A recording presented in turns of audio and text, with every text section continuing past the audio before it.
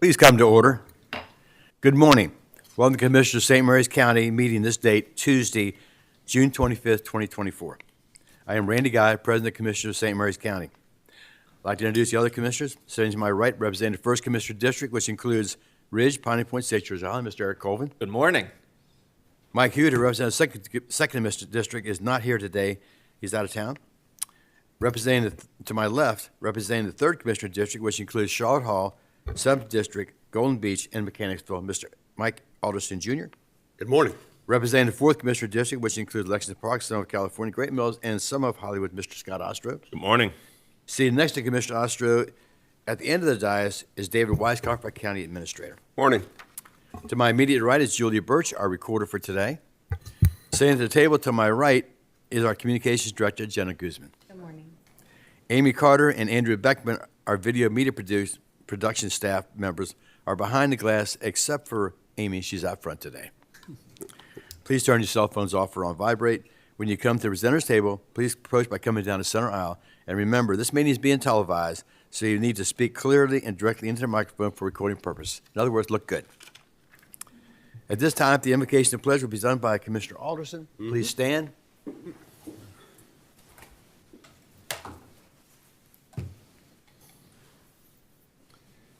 Dear Lord, we ask for your guidance, wisdom, and support as we begin this meeting.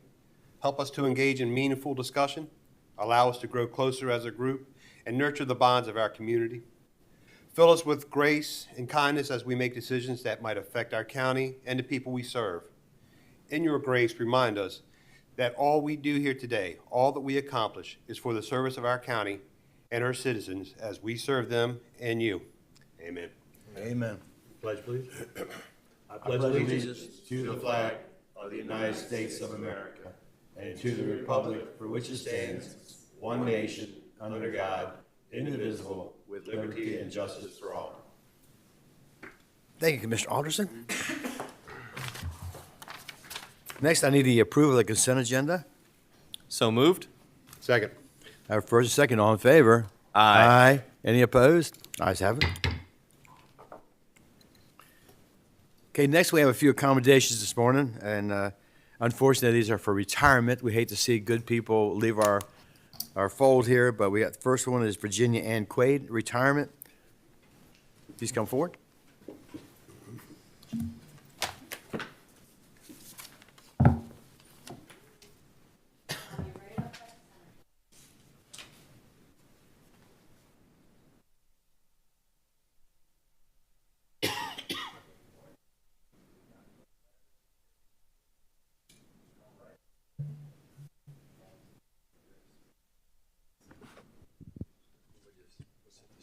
That's yours also. Congratulations. Thank you. You know, I've said it a couple times. I really think we need to change our policy that everybody who retires gets to go pick out a free dog from our animal shelter. So if you would like, we can arrange that. Or a free cat. I'll take all 50 cats. There you go.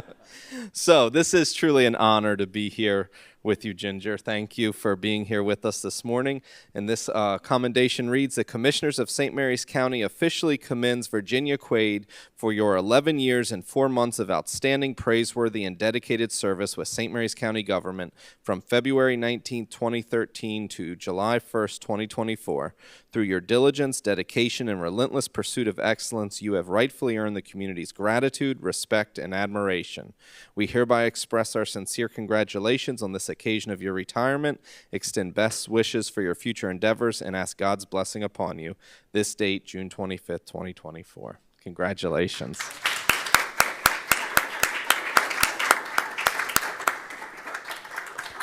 Congratulations. Now, it's customary for you to share some words of wisdom, reflection, whatever you'd like to talk about. The microphone is yours. As much as you'd like.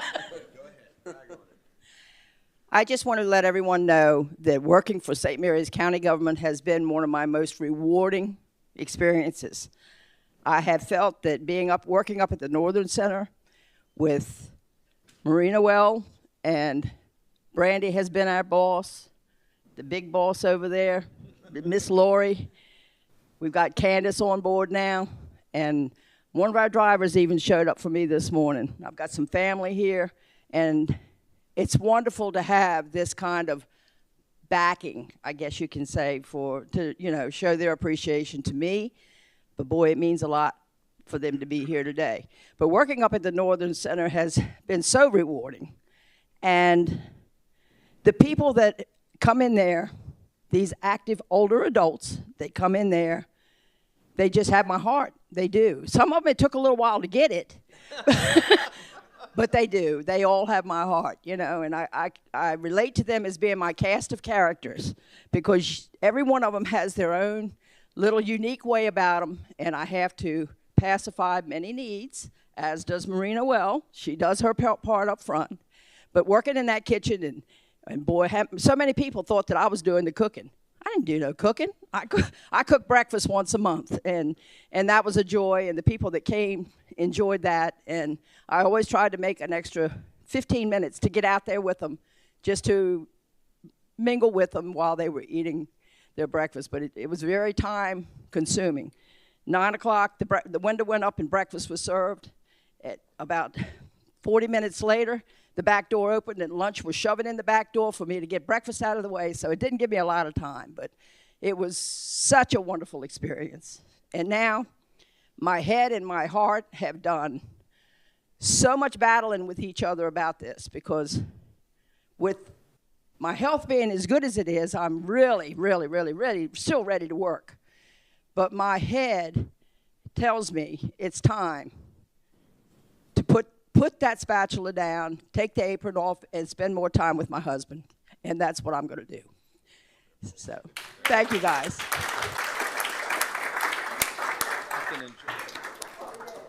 I'm old enough to enjoy it.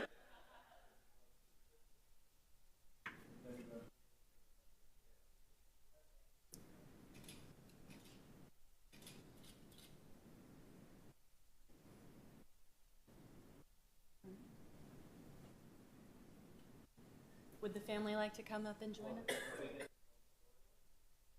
You want to move out?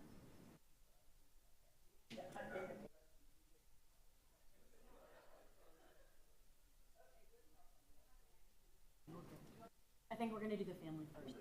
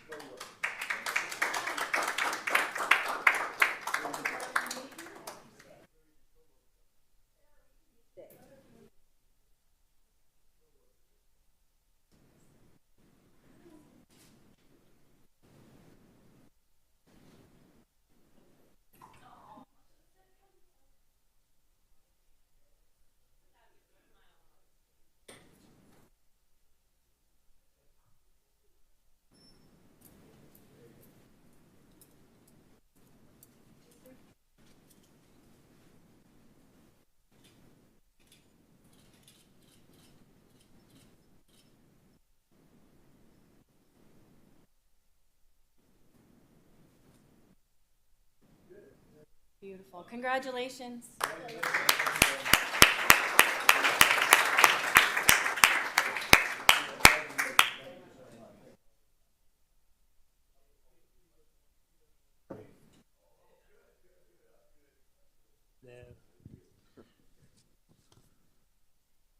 Okay, next we have a retirement for Corporal Andrew Holt.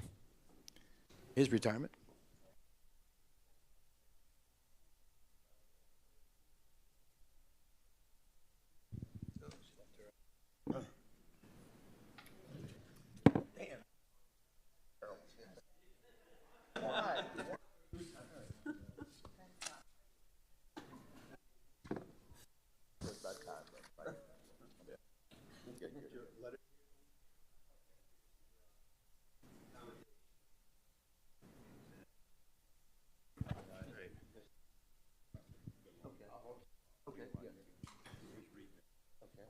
So this morning, I get the absolute honor of reading this citation for Corporal Holton.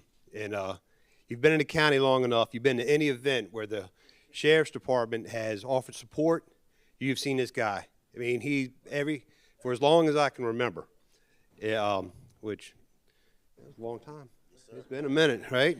So, seeing him go, it's like an institution of the sheriff's office leaving.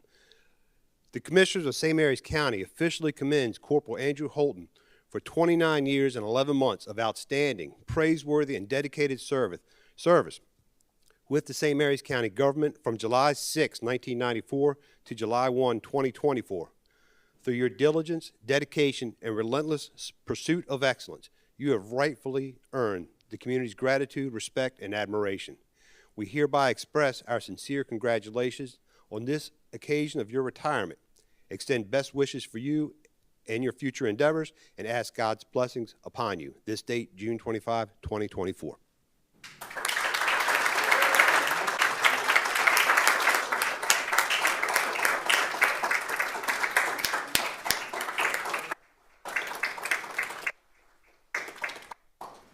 I just want to say, thank you. It's been a long ride, but a good ride. And I just want to, anyone out there that want to go into law enforcement, whether it's corrections or deputy sheriff, look into it. It's really a rewarding job. Because I did a lot of stuff with the community, and I want to thank all the sheriffs for helping me serving the community. Started out with Sheriff Jolie Somerville, Wayne Pettit, Vohar, Zylak, Tim Cameron, a long time, and then Sheriff Hall. I just want to say thank you, thank you. Great, great. We're thoroughly going to miss you at all the events that we are seeing out there all the time. So we're thoroughly going to miss you.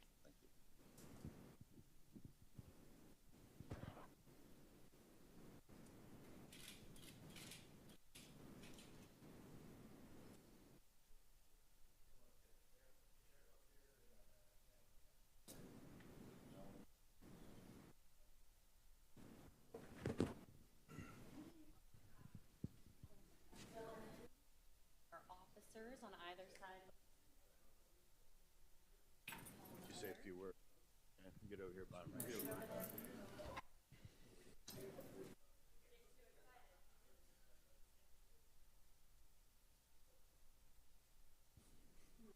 You want me to?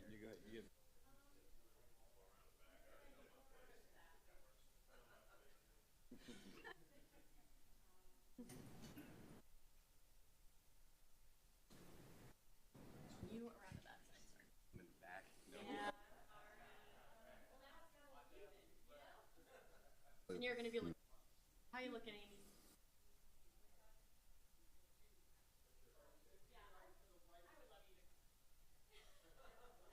Beauty, yeah. In the center. So now that everybody's comfortable, we're going to let me talk for a minute. Thank you, Commissioner President, for the opportunity. This is an especially difficult one because, like the Commissioner said, Andy is an institution. I saw something that I believe somebody from the PIO office here put out on Monday, and it was a quote. Now, you get hundreds of emails. Typically, you don't read them all, but the quote was, the purpose of life is to live a life of purpose. I don't think it's any accident that that came out this week to celebrate this man who did absolutely that with all of his time. It is my opinion that Andrew Holden was destined to be a public servant. It was written on his soul, and he did it better than anybody I've ever seen. So he has become synonymous with community, and thank God, synonymous with the St. Mary's County Sheriff's Office. Thank you.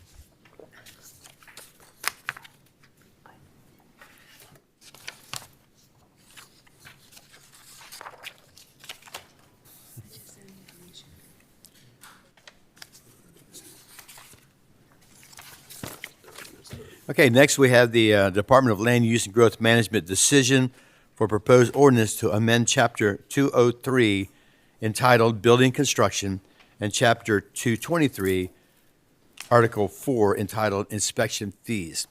Ms. Jessica Andrus will be the director, and please introduce the rest of your staff, ma'am. Well, howdy. Good morning. I'm Jessica Andrus, the Director of Land Use and Growth Management. To my right, your left, is Amber Thompson Harding. And to my left, your right, is the Deputy County Attorney, John Sterling Hauser. Good morning. Good morning. All right, so I'll be honest, this is the first time that I've come before you for a decision on legislation. But we did have the public hearing. We had a couple of folks, as indicated in the materials uploaded to board docs.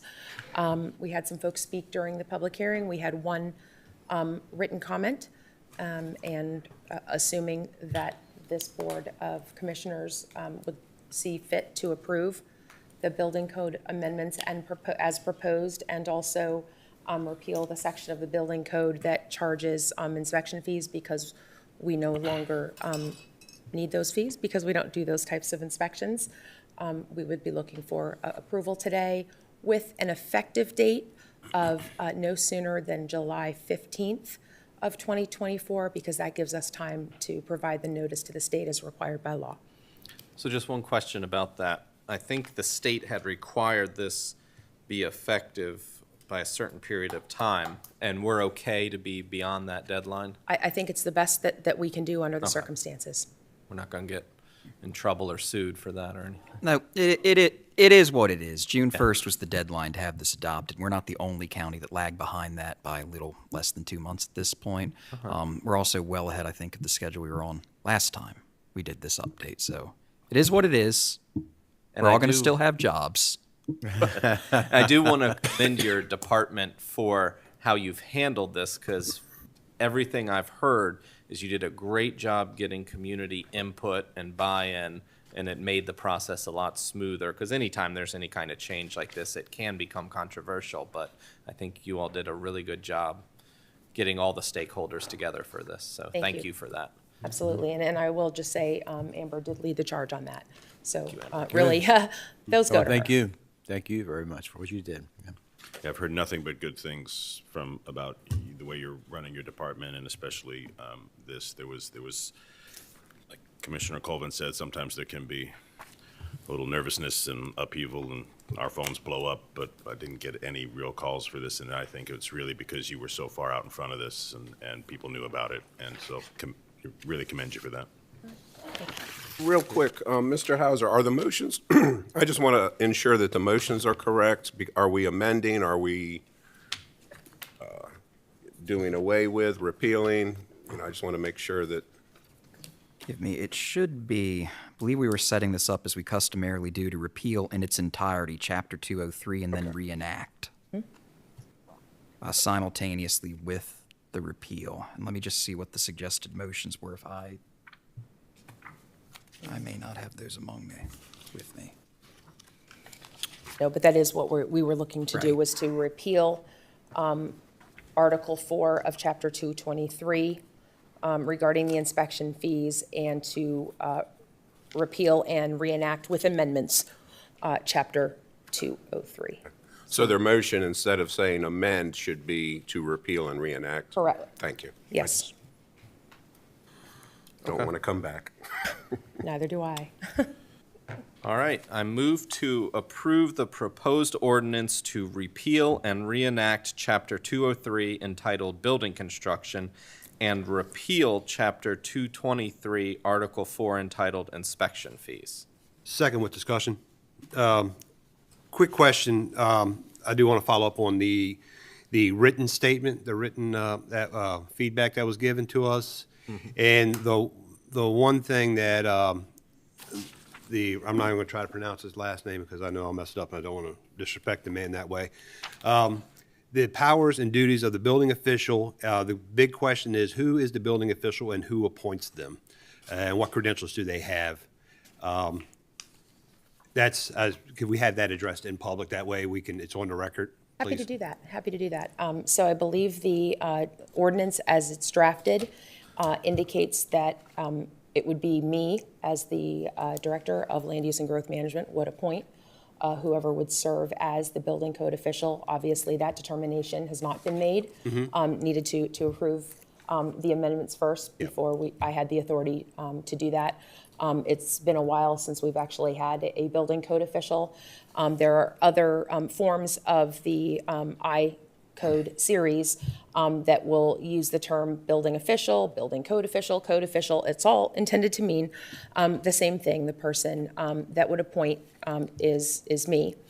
And some of the things that we would be looking for, someone that has the background in reviewing the building code standards, someone that has experience and I'm going to say, in interpretation of codes, that has the experience working day to day with them.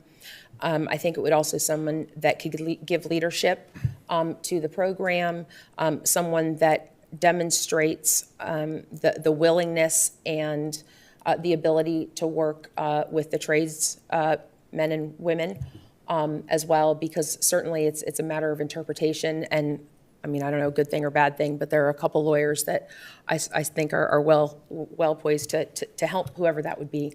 But the appointment would be mine to make. Okay, and because the one point he brings up, I know you're familiar with this document.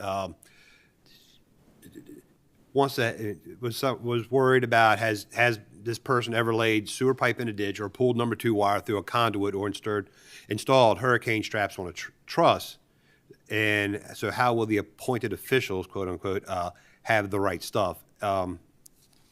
Is that going to be would that be a necessity for this building official, or is their job as an intermediary between Board of Appeals and the actual contractor? In my opinion, they do not need to have laid sewer pipe, and I must say I've never laid sewer pipe. Okay. And if that was a qualification for my job, sorry. Yeah.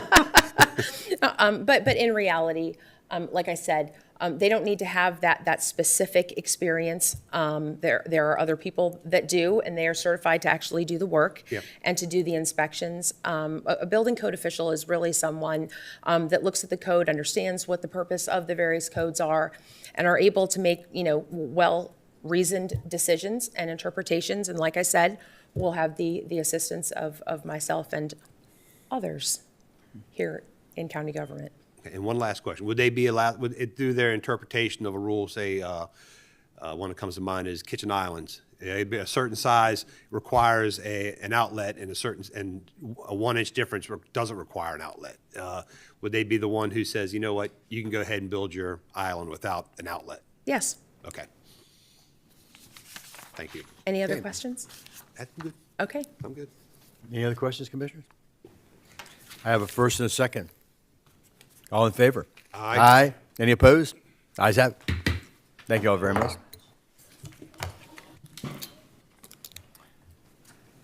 And you just stay right there. Yes. That's why hang it. Next, we have the Department of Land Use and Growth Management, request for public hearing, amendment of Comprehensive Water and Sewer Plan, CWSP 23-0369. Good morning. Again, Jessica Andritz, the Director of Land Use and Growth Management, and sitting to my left or right, or perhaps right in front of you, is Carly Maltby. She's our Planner 3 within our department. And as you just read, Commissioner Guy, we are here for a proposed amendment to the county's Comprehensive and Water Sewer Plan, specifically for the project at Villages at Clarks Mill, and for those that are tracking and love numbers, it is CWSP 23-0369.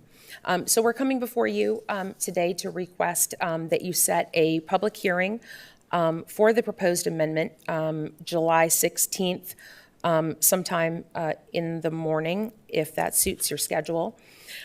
Just a little bit of background here on these slides. The first slide that you see is where the property is located in proximity to other things in the county. I think it's pretty clear. It's right off 235, and Myrtle D Road is running parallel to 235 there.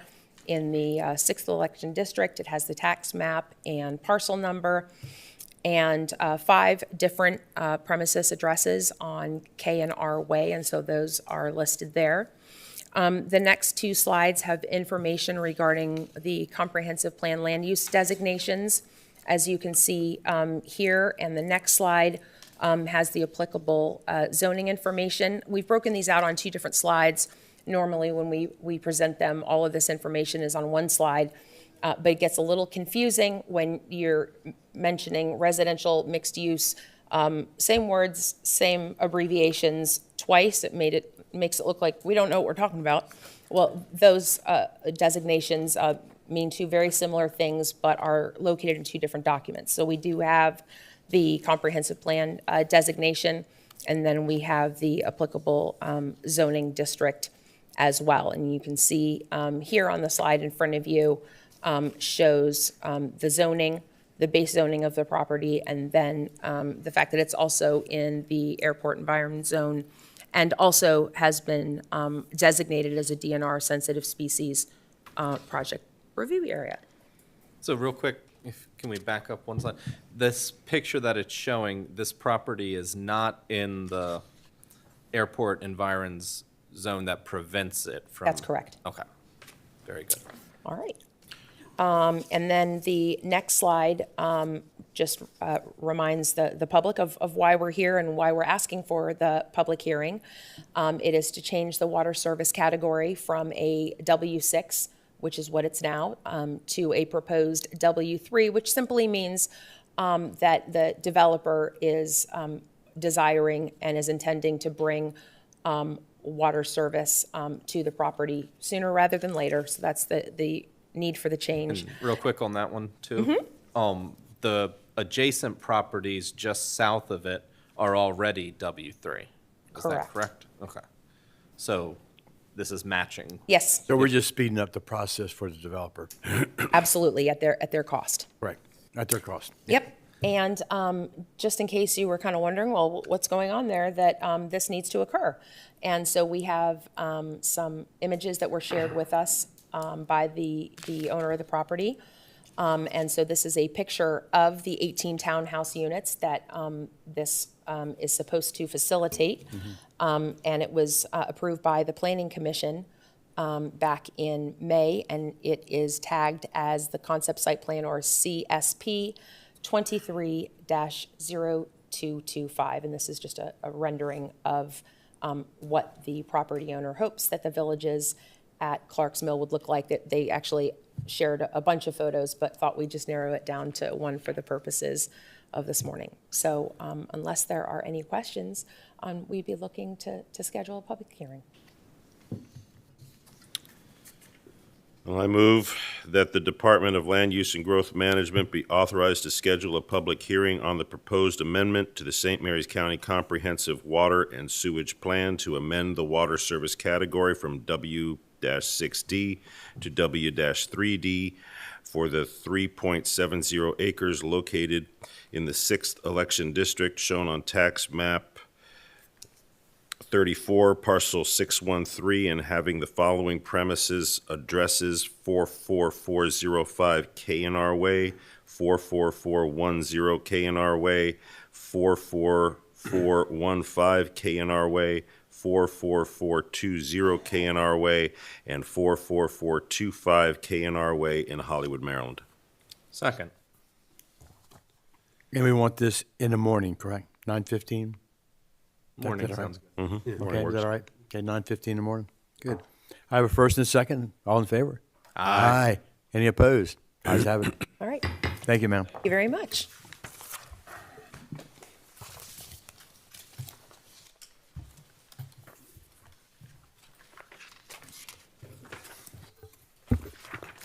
Okay, next we move right on into county administrator time. Thank you, Commissioner President Guy. And first up, as always, are the draft agendas for July 16th and July 23rd, as there are no meetings on July 2nd and July 9th. On Tuesday, July 16th, you'll start at your normal time and place, followed by 2 proclamations, one for Maryland Buy Local Week and the other one for National Parks and Recreation Month, followed by the Department of Land Use and Growth Management public hearing for the water category change. And then it said tentative for sewer category change, but that's not, is it both water and sewer? I didn't think It is. we were Did we doing just the do- soup. I think so. Yeah, okay. Followed by the sewer one, I'm sorry, because they did it as one, followed by the sewer category change. And then county administrator time, commissioner time, and then adjourn. And then on Tuesday, July 23rd, start at your normal time and place, followed by the decision for the Department of Land Use and Growth Management for the villages at Clark's Mill request for water and sewer category changes, followed by county administrator time, commissioner's time, adjourn, and then have a public forum that evening at 6:30. First up on the county administrator's agenda for today is Department of Public Works and Transportation for the Patuxent River Naval Air Museum Association lease renewal and extension. I see the executive director and Mr. Hill in the audience as well. Welcome. Good morning. Morning. Morning. Morning. Morning. I'm hoping I have an easy one for you today. Okay, so we're here requesting a lease extension. It's a little more complicated than that for the Patuxent River Naval Air Museum Association. Their lease expires the end of this month. So the way we had started in 2015, we had the first lease agreement. They were one-year lease agreements. We renewed in 2016, 2017, 2018. Then we extended to 3 years, went to 2021. So this lease goes to June 30, 2024. So we're at the end of the lease period. What we're trying to do today is not only extend that lease, but add the 3-year option onto the end of the lease. Okay, so the museum, that's our primary visitor center too for Visit St. Mary's County is in the museum. In 2015, we got Board of Public Works approval so we could get state funding to help with the construction of the museum. One of the conditions with the state funding is we can't change the use of it without getting their approval first. So extending the lease doesn't really hurt us at all. Okay. We would have to go through the Public Works to do something different, and the museum is working. It's beautiful down there. So in 2023, January 2023, we came back to you and asked for, it used to be a 3-year lease, and at the end of the 3-year lease, it was done. You would have to go through the renewal cycle again. In 2023, we came and asked to add 4 3-year option extensions on the end of the lease, because at that time they were trying to build a marquee sign. One of the things for the funding was they wanted to have a lease agreement for at least 15 years. So that was approved in 2023. So what we're doing today is we're asking for the lease renewal to go from 2024 to 2027, and then again, add one more option period to the end, so it would be 4 3-year lease extensions, which would give us the 15 years again. So what we have is a lease agreement in there that needs to be signed, which is titled the second addendum to the lease agreement, because the first addendum was the adding the 4-year or 4 3-year options. And then there's also, to make it official for our correspondence back and forth with the Museum Association, there's a letter to the Museum Association that we're asking to be signed as well. And we do have George Hill and Scott Gray are sitting in the audience if you have any museum questions. Nope, Sounds no good. question. Sounds good to me. Sounds good to me. Good. I move to approve the renewal of the Patuxent River Naval Air Museum Association's lease to June 30, 2027, and authorize Commissioner President to sign all related documents. Second. I have a first and second. All in favor? Aye. Any disapproval? Ayes have it. Thank you. How about motion 2? Okay, I move to approve the inclusion of additional renewal terms to the Patuxent River Naval Air Museum Association's lease that would extend of the lease to June 30, 2039, and authorize Commissioner President to sign all related documents. Second. I have a first and second. All in favor? Aye. Any disapproval? Ayes have that. Thank you. Thank you, Trying to Mr. leave- Gosh. Thank you, sir. Thank you, sir. Next up is from the Department of Human Resources with the Sheriff's Office position reorganization. Catherine Pratson, Director of HR, approaching, along with our warden, Mary Ann Thompson. Welcome.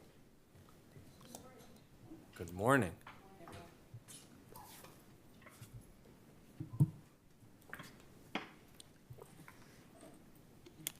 Today, we are presenting a request to reorganize positions within the Corrections Division, and I'll ask Ms. Warden Thompson to explain the rationale behind the reorganization request, and want to emphasize that the Department of Human Resources fully supports the innovative solution.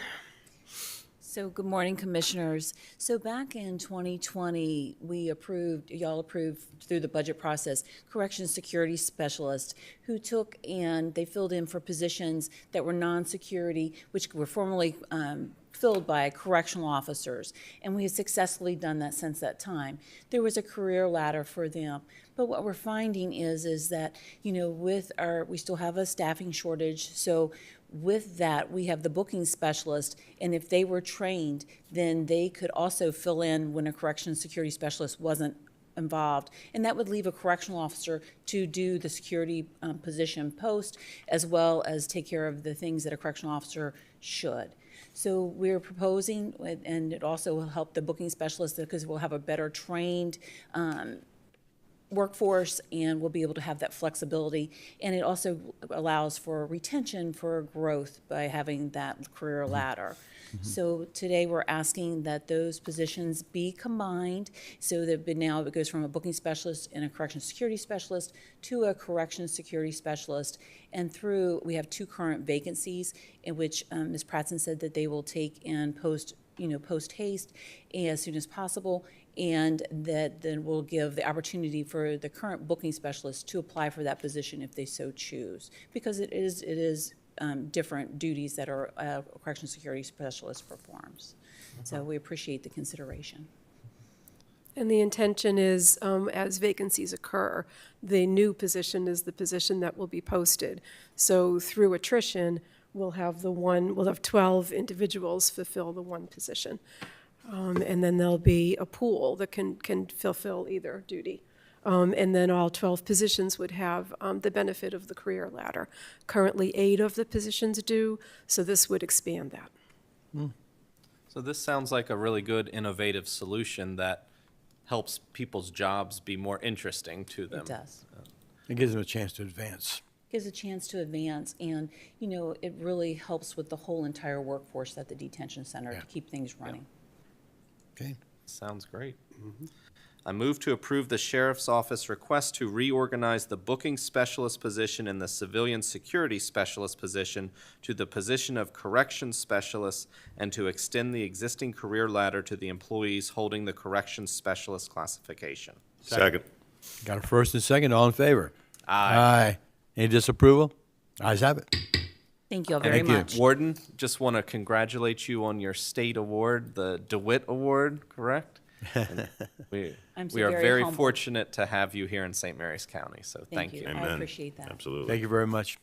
Y'all have a great rest of your day. Thank you. Thank you. And next up from HR is HR's proposed reorganization. Yes, thank you. And in the spirit of innovation, we are hoping to reorganize the Department of Human Resources for two primary purposes, and one is to assist in the recruiting and filling of the benefits administrator position. We have not been successful filling that role, and one of the things we found is that it's a very analytical position, and as currently identified, it also requires supervisory skills, and it's somewhat schizophrenic in the duties, and we think that if we can streamline that position, we'll have better luck filling it. And then the deputy director will assume the supervisory responsibilities, and I certainly will assist as well. And then secondly, in the FY25 budget, the commissioners approved a salary classification process. We've been working with Frank and Associates, and what they have presented is a qualitative system that we would own. We would purchase, we would own it, they would train us on how to use it, and we have a position in our department that would lead that process. And that would position us for the future.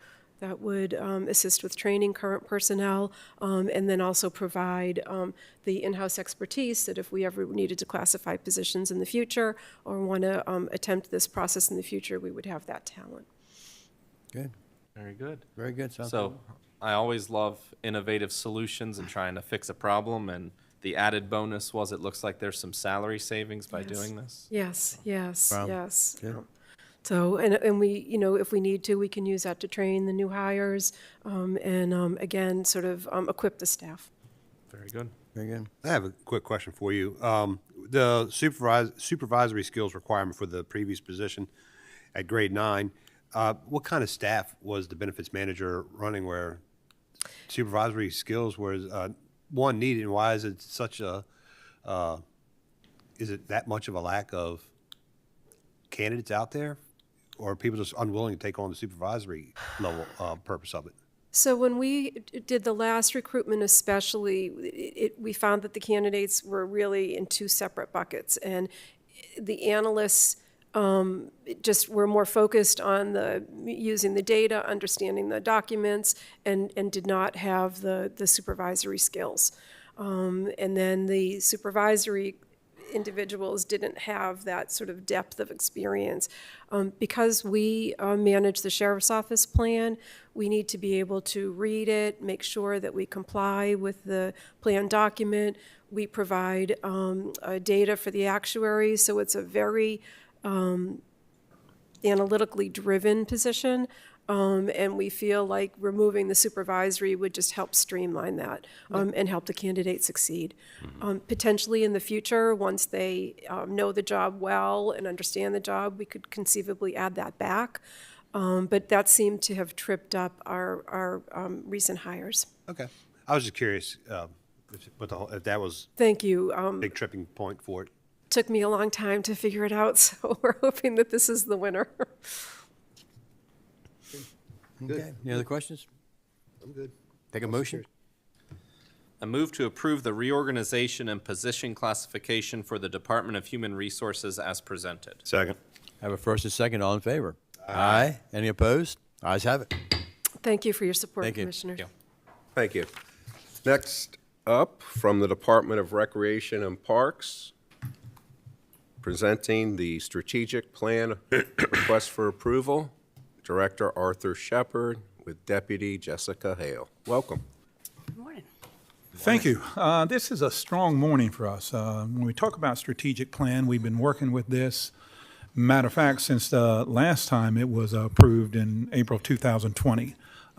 This has been a guiding force for us. Through accreditation, we took hold of that, and our department's grown, and it seeds the need and the possibilities with a finely tuned strategic plan. So today we're coming from your approval, but I want to review something with you real quick, because I said a part of accreditation. Still to this day, 204 in the country are accredited through NRPA and 6 in the state of Maryland, and we are one of them. So remember, the initial plan was in 2020. We're coming from another approval after 4 years here on 2024. On April the 4th, it was reviewed by the Recreation and Parks Advisory Board. Then at our June 6th meeting, they concurred with the plan. We strategize this on 4 pillars of success: customer service, physical stewardship, innovation, and human capital of sustainability. Now, you put all that together, you say, well, what does that mean? Well, it complements your goals: deliver high-quality services, foster opportunities for residents and businesses, preserve the county's natural environment, rich heritage, and rural character, and lastly, and support and engage with the citizens. So what Jessica is going to do, you have the strategic plan. She's going to go with this brief presentation about our way we surveyed the community. We developed a SWOT analysis, developed goals and objectives through the R&P team input through workshops. So a lot's been done, but we're proud of it, and we think you will be too. So we just give us a few more minutes with this brief presentation, then we'll answer any questions you have. Okay. So what we wanted to do is give you an overview of how we got to where we're at. The whole planning process, which Arthur has summarized. It started with a community-wide SWOT analysis, and that was an online survey that was promoted to the community earlier in the winter, so the January timeframe. And from that, we were able to gather where they thought Recreation and Parks needed to go for the future by analyzing our strengths, our weaknesses, our opportunities, and our threats. And so you'll see there on the slide what they indicated as each of those. So strengths, as an example, playgrounds, historic preservation, and parks. Some of the weaknesses or things for improvement, they noted indoor facilities, park amenities, and communications, and then identified opportunities, such things as increasing indoor facilities, trails, and park amenities. And then some of those threats or other challenges could be funding or budget and any access by underserved groups. So not only from the citizens' point of view, but we also made this available for our staff, so both full-time and hourly staff, but full-time went a step further. And so what we did is we held 2 specific planning workshops where all full-time staff were gathered, and we went through the process of a SWOT analysis. And then also focusing on, okay, what needs to be our goals and objectives, incorporating what we learned from the SWOT analysis, but also what we know internally from our own operations. So got a nice picture there of the full team at one of the planning workshops. And so from that, hearing from our citizens, which is a very important process of the whole thing, putting together a strategic plan, and also working with our staff, getting their input and feedback, we kind of came up with what everything seemed to be falling in alignment with what we're calling the 4 pillars of success. And that means that we're addressing customer service. We're making sure that our fiscal stewardship is paramount, and when we are planning our goals and objectives, that as an organization we focus on innovation. And then at the center of everything is our human capital. So what that means from our employees, supporting them, recruitment, retaining, and we get those 4 pillars. Based on those 4 pillars, then that naturally led us to 4 main goals. Goal number 1, 2, 3, and 4 are listed here under each of those pillars. So we want to be able to provide a variety of quality recreation, leisure, and educational experiences while increasing value through new and existing amenities as needed to address community needs. And this falls in line also with our mission and vision. Goal number 2 would be to demonstrate fiscal stewardship by enhancing programs, services, and facilities to generate growth and functionality. And then goal number 3 is to promote agency, stakeholder, and community engagement through innovative means while fostering the preservation of natural, historical, and cultural resources in a prudent manner. And then lastly, when we address our human capital, we want to create a sustainable leader organization supporting an innovative workforce, creating organizational knowledge and a positive and creative environment to deliver those programs and services. For each of the goals, then we go into objectives, which I'm going to show you here on the next slide. But how we wanted to arrange these is with over a course of a 5-year period, what you want to do is to designate your short, mid, and long-term objectives and goals. And so short-term really speaks to, this is what we want to accomplish by the end of 2025. Mid-term is the end of 2027, and then those long-term goals to be accomplished by 2029. And then each objective has a specific action item. So what we've done is we've created 14 objectives to speak to those 4 pillars of success, and within those objectives, we have a total of 38 action items. Then we provide who's going to have that ownership. The entire department will have ownership over many of them. There might be one that's specific to maybe just the golf course or maybe just to museums. And I won't read through all of them, but you'll see on the next slide how the objectives fell out across those 4 pillars. Things like enhancing customer interaction, innovative marketing strategies, to developing a comprehensive plan for maintenance over on another column, and then finally addressing how we're going to foster employee and the employee involvement throughout all of our processes and programs. So what does the successful implementation look like? We wanted to make sure that this plan clearly aligns with our department mission, vision, and values, as well as the county commissioners. We're going to implement the guidelines in alignment with our national accreditation, so that really helps guide us to make sure that we're encompassing everything that is valuable for this plan. We're going to provide resources to the public on our website. Much like we did with the SWOT analysis, we're going to have a summary video and document so that citizens can understand what our process has been, where we're planning. And then we're also going to give frequent updates throughout this process. It's an ongoing thing. It's a living, breathing, how we operate day to day, not just something that we're going to put on the shelf. And we want to make sure we educate the department, and then, like I said, review it on a regular basis to make sure we're measuring our success with key performance indicators and making sure staff, we bring them along throughout the whole process. And so the draft plan is available for review by the advisory board, which provided their concurrence last month or earlier this month, and then, of course, to you guys today for your final approval. And I hope you noticed that good-looking picture of Snow Hill. Well, very good. It feels like yesterday when we were approving the previous strategic plan. It's hard to believe, but there's a lot of really good goals and objectives and actions in here. So I guess first question would be, who's the person who's going to keep their finger on the pulse of that? If the whole department is responsible for it, that runs the risk of nobody picking it up and making sure we're tracking it. Well, you know, it all stops here. And then I remember starting that day, May in 2000, what year was that, 20? 20 we started? I believe. To get accreditation. And then we knew it was a big lift.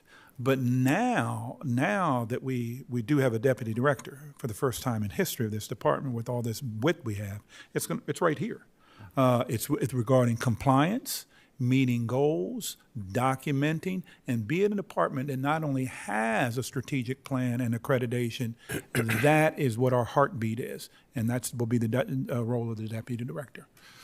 Okay. Now, the accreditation, how many counties in the state of Maryland actually have this accreditation? 6. Only 6. You were mentioning last week, I was in Baltimore County for I'm on the board of directors of MACO. That was brought up as we were touring some of the parks they started mentioning off the counties. The guy couldn't remember us. I said, I think St. Mary's County is accredited. Thank he you. goes, oh, yeah, St. Mary's County, yes. That's right. So he told all the other directors there, and I said, yeah. I said, well, I'm pretty proud of that idea that we are one of the only 6 counties in the state. Out of 24 jurisdictions, only 6 of us have this accreditation. Very, very, very good goal you made. Appreciate you mentioning that. No doubt. So one of your objectives, goals, to provide recommendations for the purchase of an improved web-based registration system. Now, I've used the registration system, and I'm impressed with some of the information you can pull out, because it's got records of me taking swing dance lessons with somebody a long time ago still in there.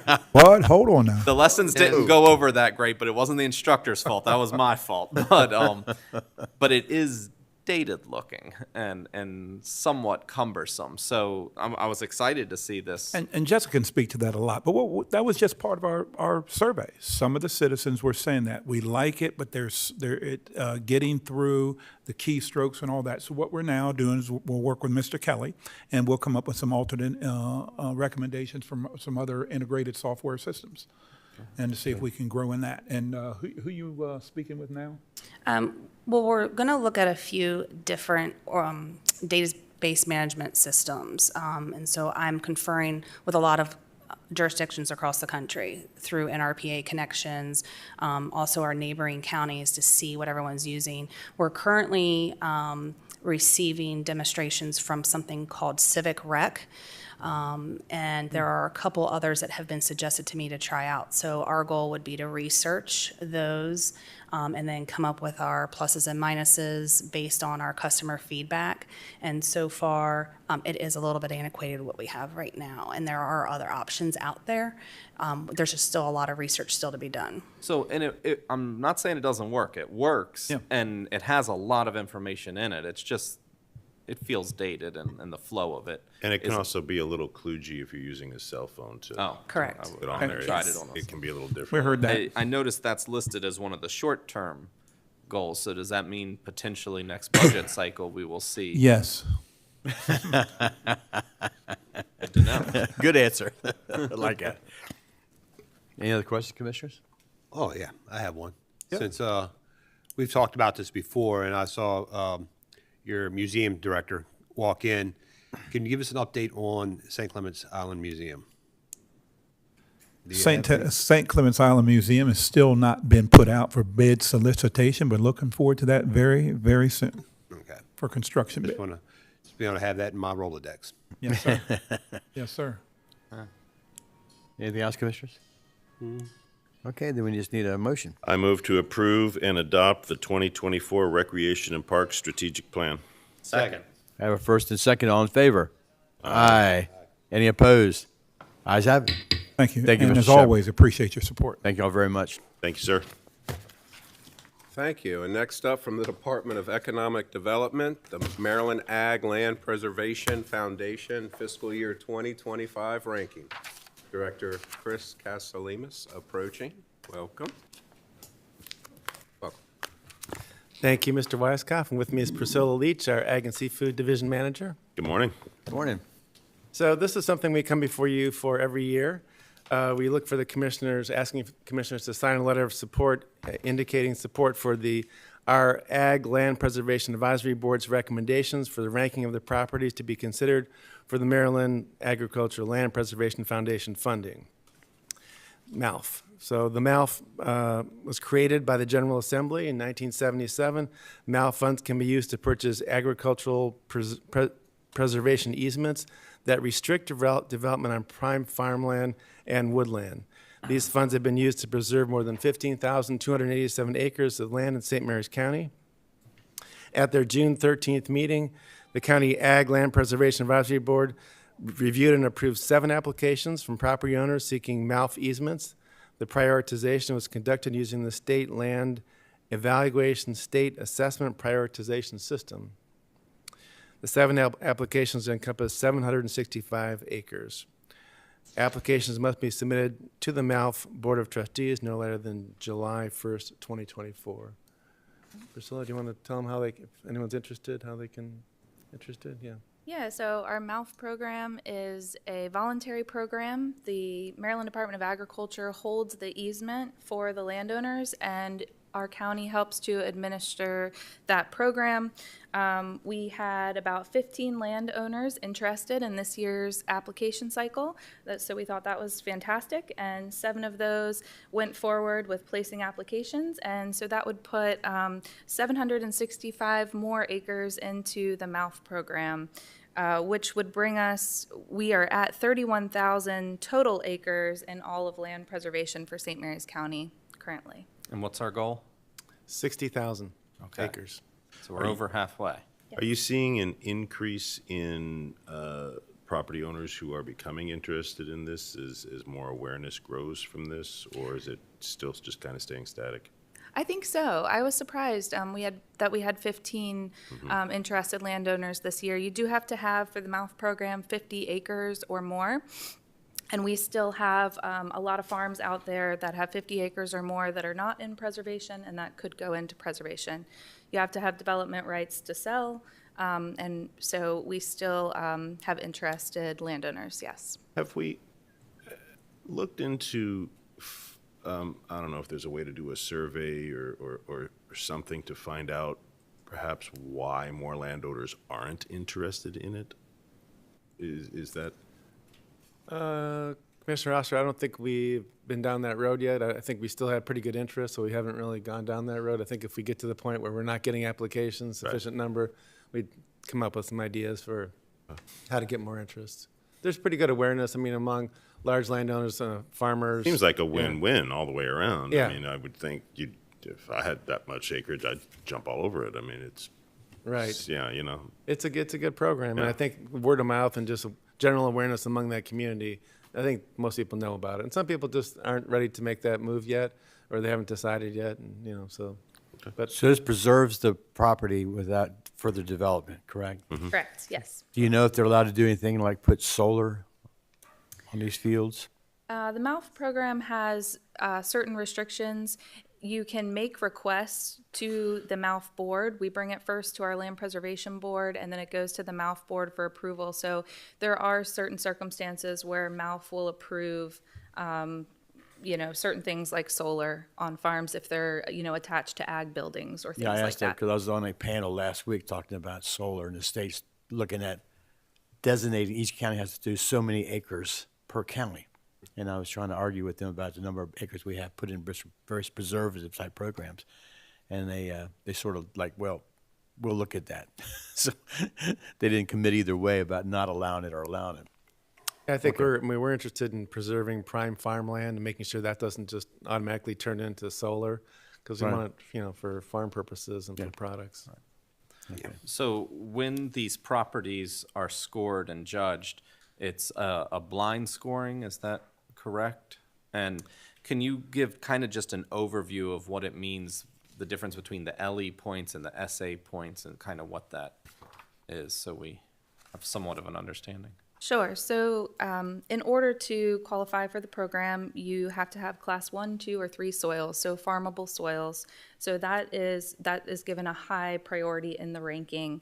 And we ask a series of 8 questions through the LISA ranking system.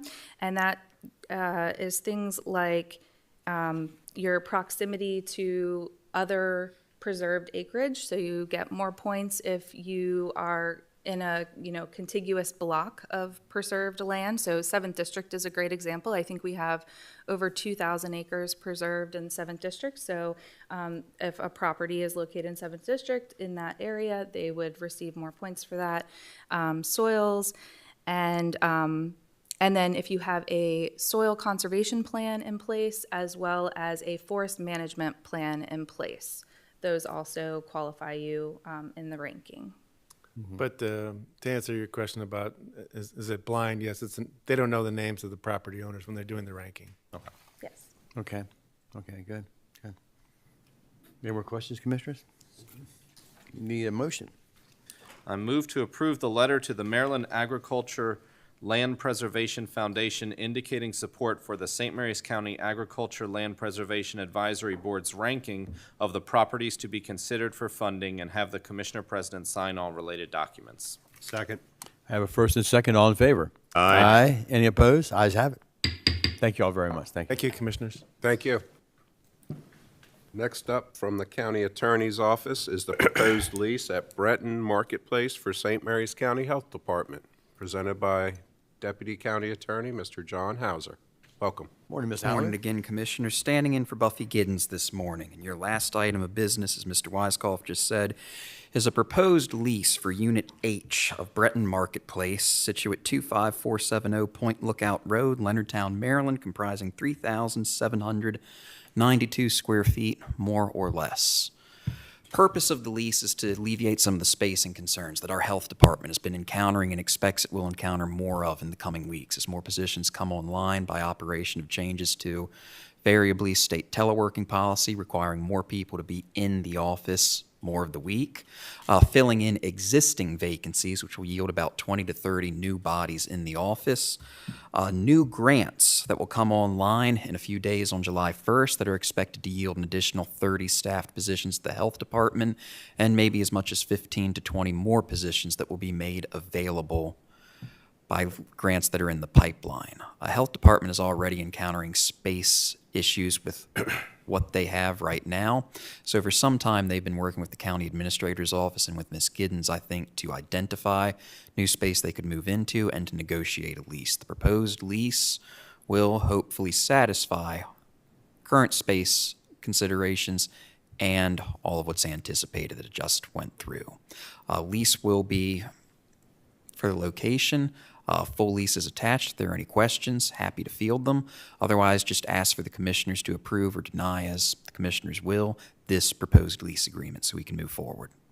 This is right next door to the current health department. It's right there. Yep, this You is walk- you just for walk across the street there. for the 13 or so people we have watching. Breton Marketplace may be better known as the shopping center with Lido's.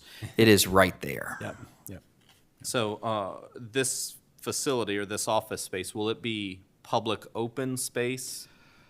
I believe that because it's located right next to the health department, they're not even planning, I think, to have supervisors over there, you know, because they can just walk back and forth. And so my understanding is this is just going to be a workspace for most of them. Okay. And probably should have had Dr. Brewster here with this She too. was not able to attend today.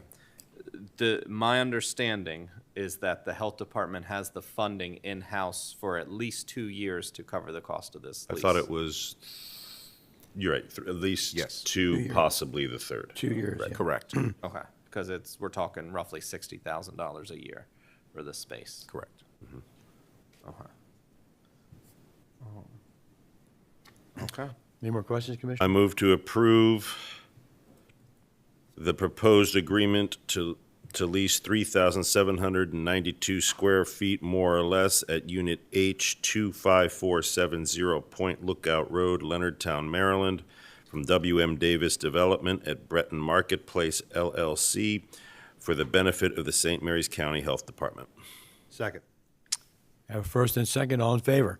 Aye. Any opposed? Ayes have it. Thank you, Mr. Very Hauser. much, Commissioner. Thank you. Thank you, Mr. Hauser, and that is all for the county administrator's agenda. Okay. We'll quickly go right into, we're doing fine. Commissioner's time, and we'll start with Commissioner Colvin. Sounds How's good. that go? Thank you. Yeah. So, good morning, everyone. It's been a busy week as usual. The summer, it's definitely hot now, and hopefully everyone's staying cool and hydrated. I know our upstairs air conditioning unit went out over the weekend, so that was a lot of fun, and my son enjoyed getting to camp out on the couch downstairs. So, couple highlights of upcoming events. The Community Culture and Cuisine event is happening this Saturday in Lexington Park, put on by the Lexington Park Business Association. Definitely come out and check it out. There's going to be a lot of great vendors, a lot of great food, a lot of great activities. It looks like it's going to be a really fun event with hopefully great weather. And equally as important, if not more important, Saturday evening is the St. Mary's Freedom Fest at the fairgrounds. Now, this will be the first time that we've had fireworks back at the fairgrounds for the 4th of July, even though it's not on the 4th, in many years. And so I'm really excited about this. I hope everyone can come out. It should be a great community event. I think that's 3 to 10 p.m. That evening, and it should be a lot of fun and really great event. The end of last week, Friday, I was able to attend a historic roadway marker unveiling for St. Peter Claver Catholic Church down in St. Inigoes. It was a really nice event, and so be on the lookout. If you drive down south, take a look for that historic marker. Pull over and read it. It's interesting information and a lot of great history there. I was also able to attend a Court of Honor for the Trail Life USA Troop MD 0513. 3 of their members reached the rank of rangeman and received the Freedom Award. Now, this is comparable to an Eagle Scout type award for Boy Scouts if you're not familiar with Trail Life USA, but Trail Life USA is growing exponentially, and they told me that only 1% of their participants actually reach this level of rangeman and get the Freedom Award. And these 3 guys, to have 3 in one troop at one time get this is pretty outstanding. And they are number 6, 7, and 8 in the state of Maryland to achieve this recognition. So congratulations to Zach Van Ryswick, Joseph Kress, and Noah Foster. Great work, guys, and continue to live it out and walk worthy. And then finally, I just want to give congratulations to all of our different fire departments who were out at the Maryland State Firefighters Association convention in Ocean City last week. I know many of our departments received different awards and recognitions, and so St. Mary's County was really well represented out there. So congratulations to all of them. I want to give a shout out to Philip Heavy Ridgel from Ridge. He was inducted into the Maryland Hall of Fame, so congratulations, Heavy, and great job, and thank you, everyone. Have a great day. Great. Commissioner Alderson. All right. Thank you very much. So Commissioner Colvin and I were having a conversation this morning about the effectiveness of us as commissioners and the county as a whole, county government as a whole. And as you know, we are a very lean organization, top to bottom. And we tend to be agile with some of our decisions, and we can be a little slow in some, and a lot of it has to do with how lean we actually are. Now, we do come against things that are new to us as a county, and the biggest advantage we have in being as lean as we are is we do have open lines of communication without a lot of bureaucracy. If I have a question, I can call over Land Use Growth Management. Commissioner Colvin can call down to DPW, and we can get our answers usually within an hour or so, and that's great. And the reason I bring that up is we have a couple of things. We've had a couple of things over the past couple of years, and something on the horizon that's going to give us an ability to really showcase how agile and forward-thinking we can be as an entire organization.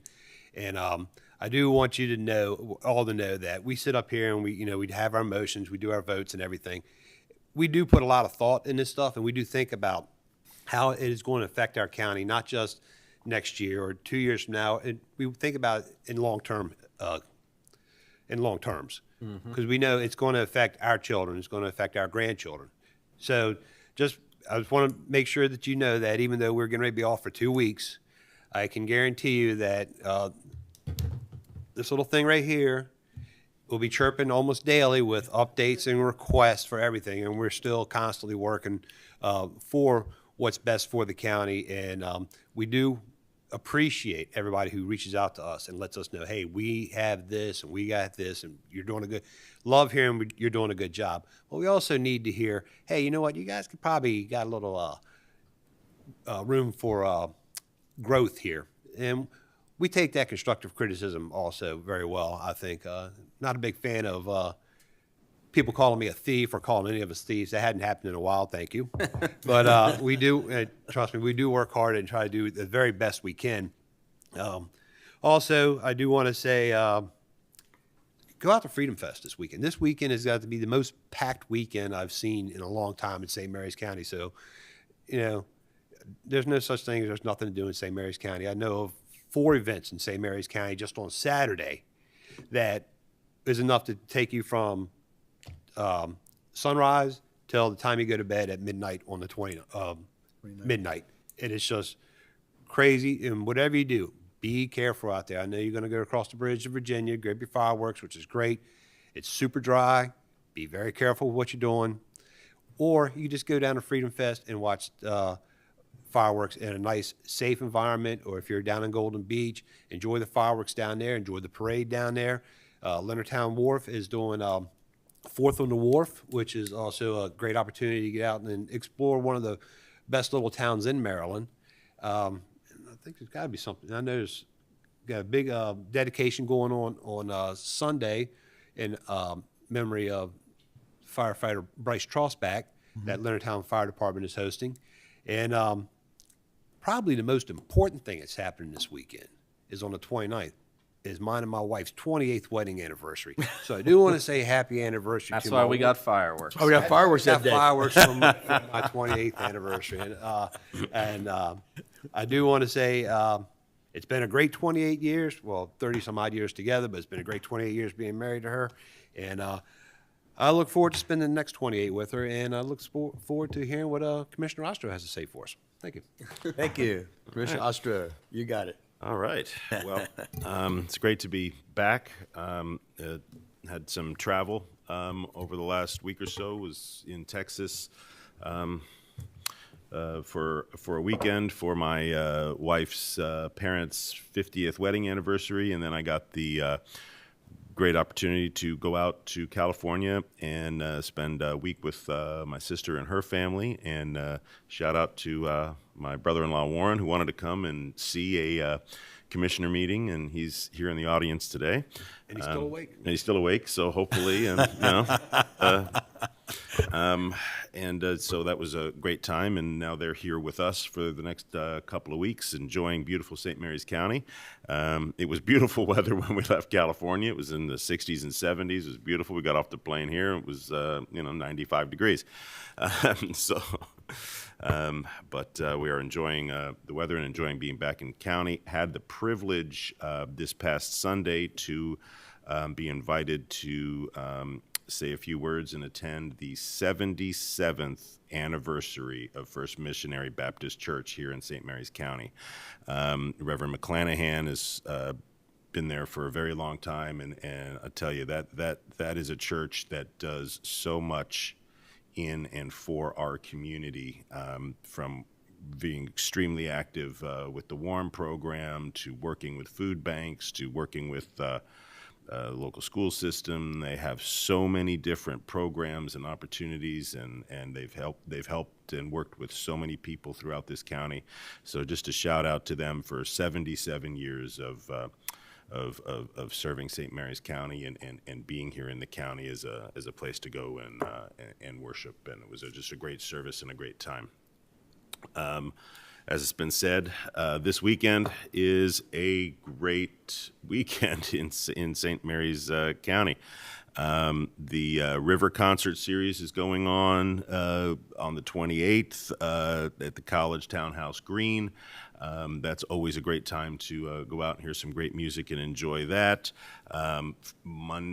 Saturday, the 29th, another great day. The Community Culture and Cuisine event is going to be a great time. A lot of people have put a lot of work and a lot of effort into that, and I'm proud to have it in Lexington Park.